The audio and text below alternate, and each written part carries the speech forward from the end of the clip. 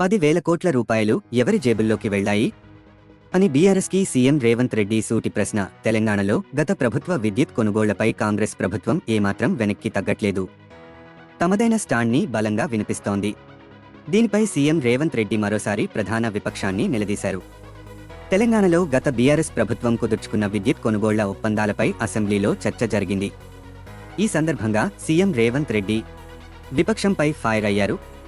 ఆయన ఏమన్నారంటే, విచారణ కమిషన్ విషయంలో సుప్రీంకోర్టు తీర్పును కూడా వక్రీకరించే ప్రయత్నం చేస్తున్నారు.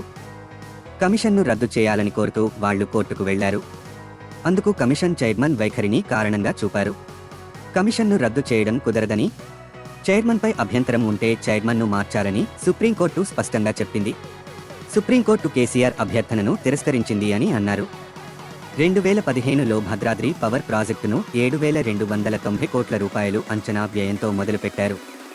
2017లో ప్రాజెక్టును పూర్తి చేస్తామన్నారు.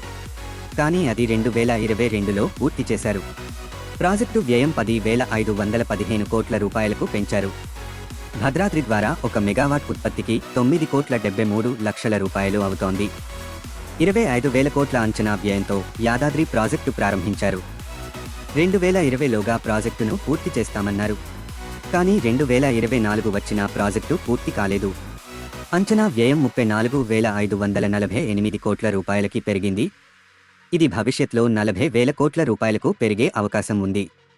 దాదాపు 10,000 కోట్లు యాదాద్రిలో అంచనాలు పెంచారు. అవి ఎవరి జేబుల్లోకి వెళ్లాయి అని సీఎం రేవంత్ ప్రశ్నించారు. ఇలాంటి ఆసక్తికరమైన అప్డేట్స్ కోసం ఛానల్ని సబ్స్క్రైబ్ చేయండి. వీడియో నచ్చినట్లయితే లైక్ చేయండి.